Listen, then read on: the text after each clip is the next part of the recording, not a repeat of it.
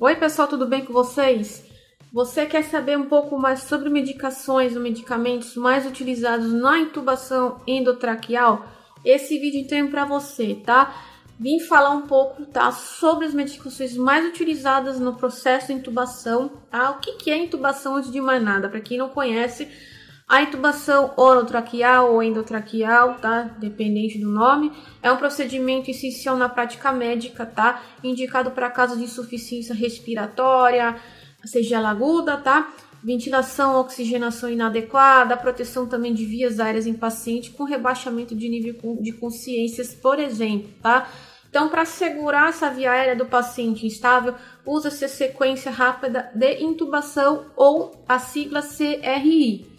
Essa sigla, tá? Esse procedimento consiste em usar sedativos de ação rápida, analgesia e também um agente neuromuscular para criar condições que permitam um rápido controle de vias aéreas. Então, a CRI, ela pressupõe aí que os pacientes estão em riscos de broncoaspiração, por exemplo, de conteúdo gástrico, e também até incorpora aí medicações e técnicas que minimizem esses riscos. Então, neste vídeo em si, vamos tratar diretamente dos medicamentos que fazem parte do processo da intubação endotraqueal. Eu não vou entrar em detalhes do procedimento de intubação, que isso é outro tema de outro vídeo, tá? Então, entrando nas medicações para intubação, nas classes dos hipnóticos, primeiro, o Propofol, que é utilizado no processo, é geralmente usado no cenário de pacientes hemodinamicamente instáveis, tá? Já em pacientes hipovolêmicos idosos, a dose é reduzida aí drasticamente.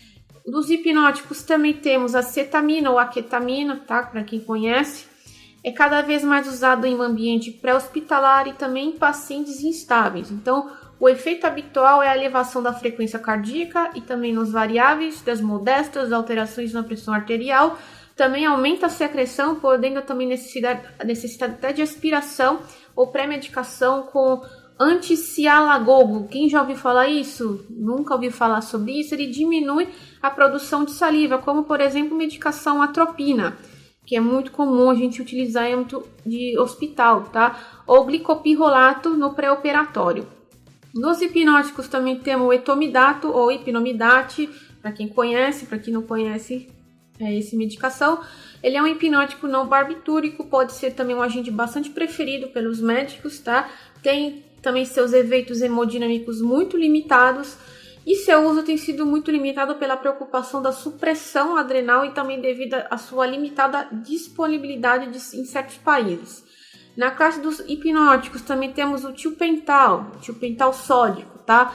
É um barbitúrico de curta duração, também indicado para indução, também tem um efeito mais rápido e previsível, com menos instabilidade hemodinâmica que o Propofol. No entanto, pode sim haver problemas como disponibilidade, tá? E as sequelas também prejudiciais, caso haja extravasamento ou também injeção intraarterial. Na classe dos hipnóticos também temos o midazolam ou dormonide, ou dormire, para quem não conhece. É um benzodiazepínico indicado na indução do sono de ação de curta para sedação, tá? Pode ser usado apesar do tempo para seu efeito ser muito prolongado. A droga também é mais conveniente em pacientes que já estão obnublados e requerem mais amnésia aí, também anestesia também propriamente dita. É o mais comum que a gente vê utilizando também, tá?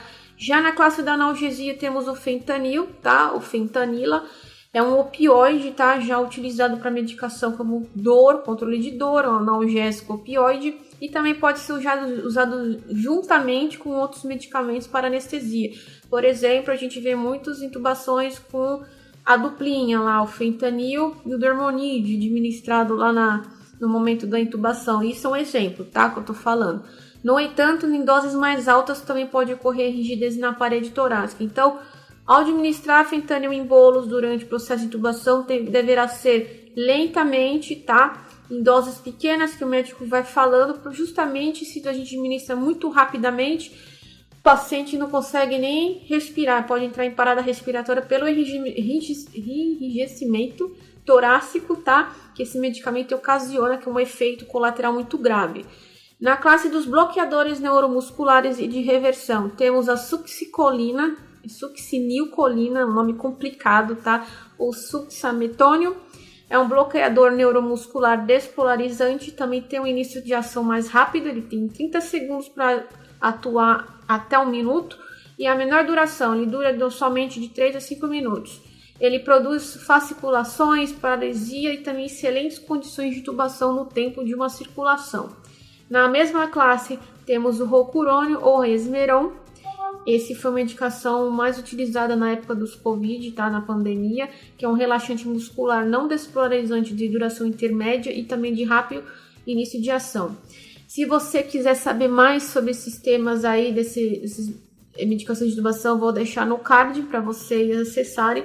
Falando desse resmeron, que eu disse para vocês, na época do Covid, foi uma das medicações mais acessíveis em todos os hospitais para poder atuar juntamente, né, com sedativos contínuos, analgésicos, para poder facilitar o relaxamento muscular do paciente e acoplar o ventilador mecânico para a gente poder pronar os pacientes intubados, né, na época do Covid, por causa dos problemas pulmonares que ocasionava muito, né, com essa doença. Então, até foi legal trazer esse tema, que isso me lembrou na época que a gente atuou, né, na pandemia, que foi uma das medicações que a gente mais viu, né, e dos mais importantes aí, bloqueadores. Mas se você quiser conhecer, vou deixar aí no card para vocês conhecerem sobre essas medicações que eu falei, além de outros, tá, que possam ser que vocês queiram saber mais. Se tiver dúvida, deixa nos comentários. Convido a se inscrever e ativar o sininho, que semanalmente estamos publicando vídeo relacionado, tá? Eu fico com vocês por aqui e até mais, pessoal.